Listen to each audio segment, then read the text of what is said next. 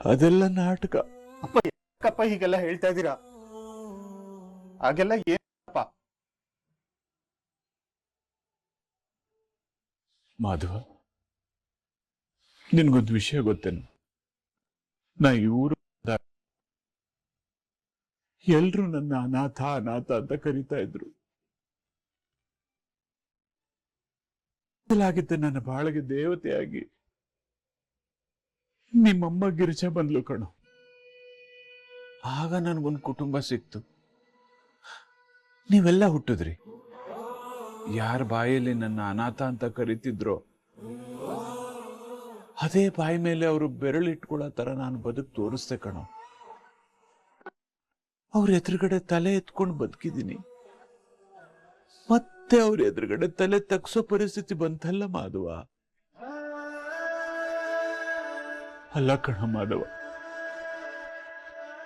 ಜಗತ್ತಲ್ಲಿ ಅದೆಷ್ಟೋ ಜನ ಅವ್ರ ಹೆಂಡತಿ ಮಕ್ಕಳ ಬಗ್ಗೆ ತಲೆನೇ ಕೆಡಿಸ್ಕೊಳ್ಳೋದಿಲ್ಲ, ಕುಟುಂಬದ ಜವಾಬ್ದಾರಿನೇ ತಗೊಳ್ಳೋದಿಲ್ಲ.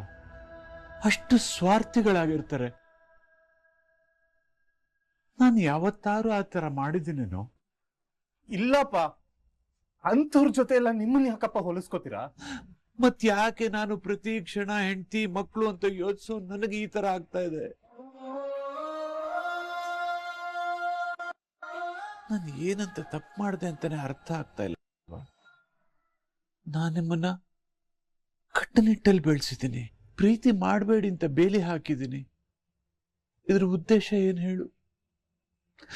ನೀವೆಲ್ಲ ಚೆನ್ನಾಗಿರ್ಬೇಕು, 4 ಜನ ನಿಮ್ಮನ್ನ ನೋಡಿದ್ರೆ ಮಕ್ಕಳು ಅಂದ್ರೆ ನಂದನ ಮಕ್ಕಳು ತರ ಇರಬೇಕು ಅಂತ ಮಾತಾಡ್ಲಿ ಅಂತ.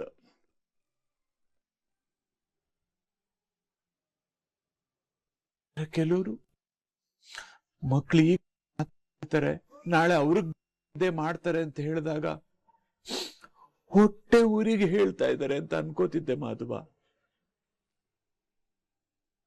ಅವರು ವಾಸ್ತವನೇ ಹೇಳ್ತಿದ್ರು, ಅದನ್ನ ನಾನು ಭ್ರಮೆಲಿ ಬದುಕ್ತಾ ಇದ್ನಲ್ಲ.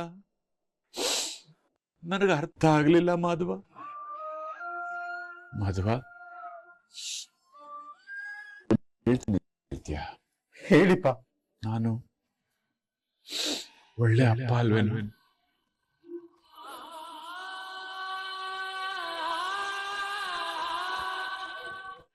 ಇಲ್ಲ ಅಪ್ಪ, ನೀವು ತುಂಬಾ ಒಳ್ಳೆ ಅಪ್ಪ.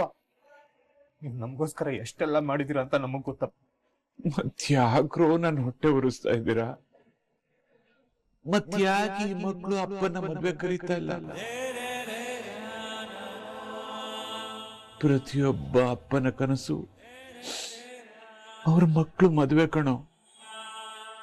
ಅದನ್ನ ಹಾಗೆ ಮಾಡಬೇಕು ಹೀಗೆ ಮಾಡಬೇಕು ಅಂತ ಕನ್ಸ್ಕೊಂಡಿರ್ತಾರೆ. ಅವ್ರ ಜೀವಮಾನ ಸಂಪಾದನೆ ಎಲ್ಲ ಮಕ್ಕಳು ಮದುವೆಗೆ ಅಂತ ಉಳಿಸ್ತಾ ಇರ್ತಾರೆ. ಅಂತಾದ್ರಲ್ಲಿ ನನ್ನ ಮಕ್ಕಳು ಮದುವೆ ನಡೆಸ್ಕೊಂಡು ಕಡೆ ಪಕ್ಷ ನೋಡೋ ಅವಕಾಶನೂ ನನಗೆ ಕೊಡ್ತಾ ಇಲ್ವಲ್ಲೋ ನೀವುಗಳು. ನನಗೆ ಯಾವ ಸಮಸ್ಯೆ ಬಂದ್ರು ಮಕ್ಕಳೆದ್ರು ನಿಂತು ಈ ಸಮಸ್ಯೆನ ಬಗೆಹರಿಸ್ಲಿ ಅಂತ ನಾನು ಬಯಸಿಲ್ಲ ಕಣೋ. ನನ್ನ ಮಕ್ಕಳು ನನ್ನ ಹಿಂದೆ ನಿಂತ್ರೆ ಸಾಕು ಕಣೋ. ಇಡೀ ಜಗತ್ತನ್ನೇ ಎದುರಿಸ್ತೀನಿ ಅನ್ನೋ ಆತ್ಮವಿಶ್ವಾಸದಲ್ಲಿ ಬದುಕ್ತವನು ನಾನು. ಆದ್ರೆ ನನ್ನ ಹಿಂದೆ ನಿಂತಿರೋ ಮಕ್ಕಳು ನನ್ನ ಅವಮಾನ ಅನ್ನೋ ಪ್ರಪಾತಕ್ಕೆ ತಳ್ತಾರೆ ಅಂತ ನಾನು ಯಾವತ್ತೂ ಅನ್ಕೊಂಡಿರ್ಲಿಲ್ಲ ಕಣೋ. ಇವತ್ತು ಗಿರಿಜಾ ಬಂದಾಗ ವಲ್ಲಭ ಎಲ್ಲಿ ಅಂತ ಕೇಳಿದಾಗ ಕಾಲೇಜ್ಗೆ ಹೋಗಿದ್ದಾನೆ ಅಂತ ಹೇಳಿದ್ಲು. ಆ ಕ್ಷಣಕ್ಕೆ ನನಗೆ ಕೋಪ ಬಂದ್ರು, ಆಮೇಲೆ ನನಗೆ ಸಂತೋಷ ಆಯ್ತು ಮಾಧವ. ಅಪ್ಪ ಕಲೆಕ್ಟರ್ ಆಗು ಅಂತ ಹೇಳಿದ್ದನ್ನ ಅವನು ಗಂಭೀರವಾಗಿ ತಗೊಂಡಿದ್ದಾನೆ ಅಂತ ಹೆಮ್ಮೆ ಆಯ್ತು. ಕನಸಿನ ಗೋಪುರದ ಮಹಡಿ ಮೇಲೆ ನಿಂತ್ಕೊಂಡ್ಬಿಟ್ಟೆ ಮಾಧವ. ಅವನು ಯಾವಾಗ ಆ ಹುಡುಗಿನ ಕಟ್ಕೊಂಡು ವಾಪಸ್ ಬನ್ನೋ ನನ್ನ ಕನಸಿನ ಗೋಪುರ ಸರ್ವನಾಶ ಆಗೋಯ್ತು ಮಾಧವ. ಅಲ್ಲ ಕಣೋ ಮಾಧವ, ಅವನು ಮದುವೆ ಆಗೋ ವಯಸ್ಸೇನು? ಅವನು ಹುಟ್ಟಿದಾಗಿಂದ ಯಾವ ಸ್ಕೂಲ್ಗೆ ಹೋಗ್ಬೇಕು, ಯಾವ ಕಾಲೇಜಲ್ಲಿ ಓದ್ಬೇಕು, ಅವನು ಆಗು ಹೋಗು ಎಲ್ಲ ನೋಡ್ಕೊಂಡಿರೋ ನನಗೆ ಅವನಿಗೆ ಮದುವೆ ಮಾಡಕ್ ಗೊತ್ತಿಲ್ವೇನೋ? ಆ ವಲ್ಲಭ ಮಾಡಿರೋ ಕೆಲ್ಸಕ್ಕೆ ಯಾವ ಮುಖ ಹೊತ್ಕೊಂಡು ನಾನು ಈ ಅಂಗಡಿಲಿ ಕೂತ್ಕೊಳ್ಳೋ? ಯಾವ ಮುಖ ಹೊತ್ಕೊಂಡು ನಾ ರಸ್ತೆಗಿಳಿಲೋ? ಅವತ್ತು ಕೇಶವ ಮದ್ವೆ ಆಗ ಬಂದ, ಇವತ್ತು ವಲ್ಲಭ ಮದ್ವೆ ಆಗ ಬಂದ. ಒಬ್ಬೊಬ್ಬರೇ ಅವ್ರ ನಿರ್ಧಾರ ಅವರೇ ತಗೋತಾ ಇದ್ದಾರೆ ಅಂದ್ರೆ ನಾನೇ ಸರಿ ಇಲ್ಲ ಅಂತ ಅನ್ನಿಸ್ತಾ ಇದೆ. ಇರ್ಬೋದು, ನಾನ್ ಸರಿ ಇಲ್ಲ, ಒಳ್ಳೆ ಅಪ್ಪ ಅಲ್ಲ ನಾನು. ನನ್ನಿಂದ ಏನು ಒಳ್ಳೇದಾಗಲ್ಲ. ನೀನು ಕೆಲ್ಸಕ್ಕೆ ಹೋಗು, ನಾನು ನನ್ನ ಮಗ ಕೆಲ್ಸಕ್ಕೆ ಹೋಗ್ತಾ ಇದ್ದಾನೆ, ಒಳ್ಳೆ ಸಂಪಾದನೆ ಮಾಡ್ತಾ ಇದ್ದಾನೆ, ಎತ್ತರಕ್ಕೆ ಬೆಳಿತಾನೆ ಅಂತ ನಂಬ್ಕೋತೀನಿ. ಕಡೆಗೆ ಕೇಶವ ವಲ್ಲಭಂತರ ನೀನು ಒಬ್ಳ ಜೊತೆ ಮದುವೆ ಆಗಿ ಬಂದ್ಬಿಡು.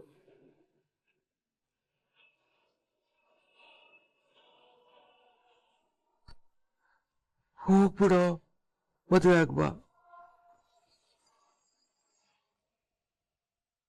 ಅಪ್ಪ, ಕೇಶವ ವಲ್ಲಭ ಯಾಕೆ ಆತರ ಮಾಡಿದ್ರು, ಯಾವ ಪರಿಸ್ಥಿತಿಲಿದ್ರು ಅಂತ ನನಗೆ ಗೊತ್ತಿಲ್ಲಪ್ಪ.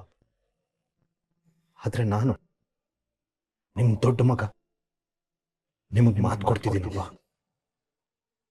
ಯಾವ ಹುಡುಗಿನ ತೋರಿಸಿ ಇಂಥವಳನ್ನ ಮದ್ವೆ ಆಗು ಅಂದ್ರೆ ಕಣ್ಣು ಮುಚ್ಕೊಂಡು ಅವಳು ತಾಳಿ ಕಟ್ತೀನಪ್ಪ. ಇದು ನನ್ ಕೊಡ್ತಿರೋ ಮಾತು. ನನ್ನ ನಂಬಿ ಅಪ್ಪ.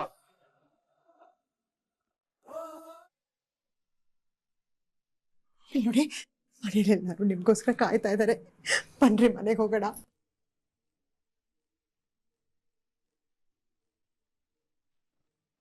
ಏನ್ ಅನ್ಕೊಂಡಿದ್ಯಾ ನನ್ನ? ಇದಕ್ಕೆಲ್ಲ ಹೆದರ್ಕೊಂಡು ಊರ್ ಬಿಟ್ಟು ಹೋಗ್ತೀನಿ ಅಂತನಾ? ಹಾಗಲ್ಲ ರೀ. ಮಾತಾಡ್ಬೇಡ ನೀನು. ಇದಕ್ಕೆಲ್ಲ ನೀನೇ ಕಾರಣ.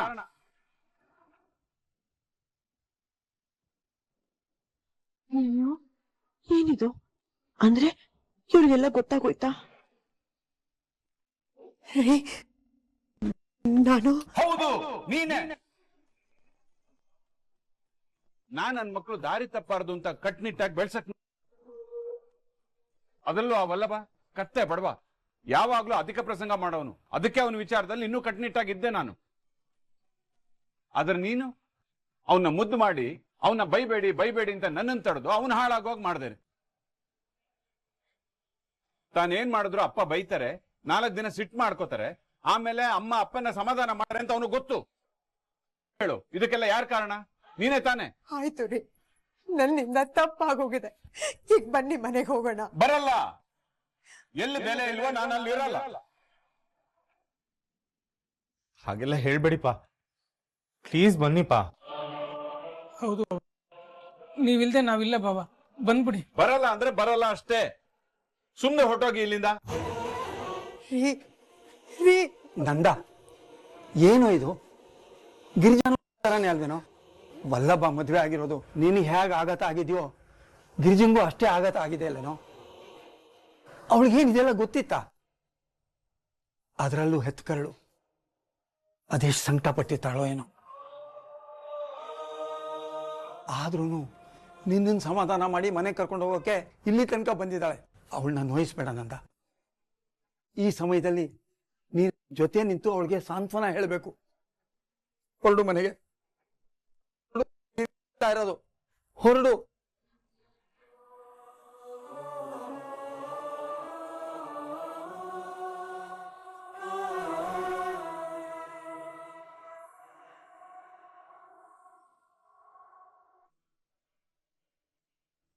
ರೀ, ನೀವು ಕೈಕಾಲು ಮುಖ ತೊಳ್ಕೊಂಡು ನಾನು ಊಟದ ವ್ಯವಸ್ಥೆ ಮಾಡ್ತೀನಿ. ಹೌದು, ಬನ್ನಿ ಮಾವ. ನಂಗೆ ಊಟ ಬೇಡ.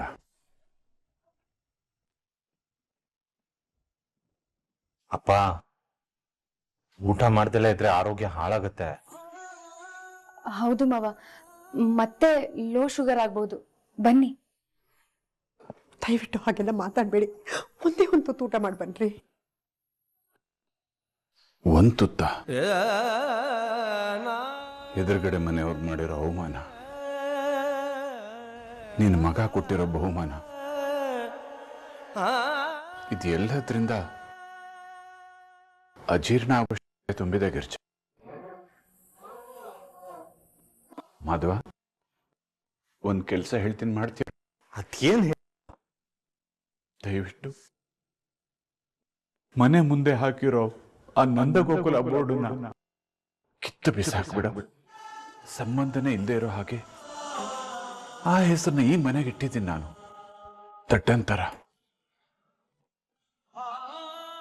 ಸಂತೋಷ ತುಂಬಿಕೊಂಡಿರೋ ಮನೆಗೆ ಕಣೋ ನಂದಗೋಕುಲ ಅಂತ ಕರೆಯೋದು. ಆದ್ರೆ ಇಲ್ಲಿ ಒಬ್ರಾದ್ಮೇಲೊಬ್ರು ನನ್ನ ಗಿರ್ಜನ್ ಮನ್ಸನ್ನ ನೋವಿಸ್ತಾನೆ ಇದಿರಲ್ಲೋ. ಇದಿನ್ನು ನಂದಗೋಕುಲ ಆಗಕ್ಕೆ ಹೇಗೋ ಸಾಧ್ಯ?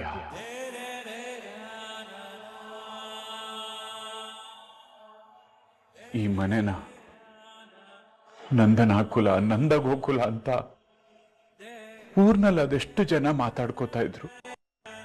ಆದ್ರೆ ಅವ್ರಿಗೆ ಗೊತ್ತೇ ಇಲ್ಲ ಕಣ್ರು, ಇದು ನಂದನ ಅಸ್ತಿತ್ವನೇ ಇಲ್ಲದೆ ಇರೋ ನಂದಗೋಕುಲ ಅಂತ. ಗಿರ್ಜಾ,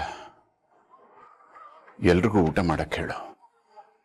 ಈಗಾಗಿರೋ ದಿಢೀರ್ ಮದುವೆ ಸಂಭ್ರಮನ ಆಚರಿಸಕ್ ಹೇಳು. ನನ್ ಪಾಡಗ್ ನನ್ ಬಿಟ್ಬಿಡು ಗಿರ್ಜಾ. ಹೇಳ್ರಿ,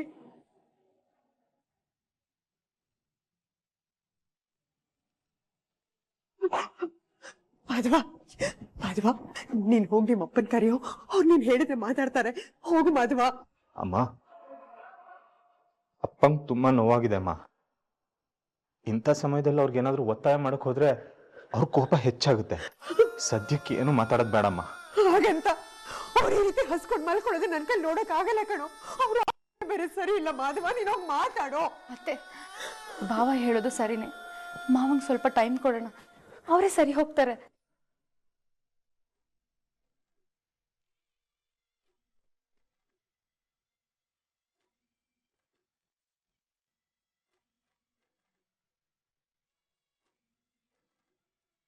ಸಂತೋಷ ತುಂಬಿಕೊಂಡಿರೋ ಮನೆಗೆ ನಂದಗೋಕುಲ ಅಂತ ಕರೆಯೋದು.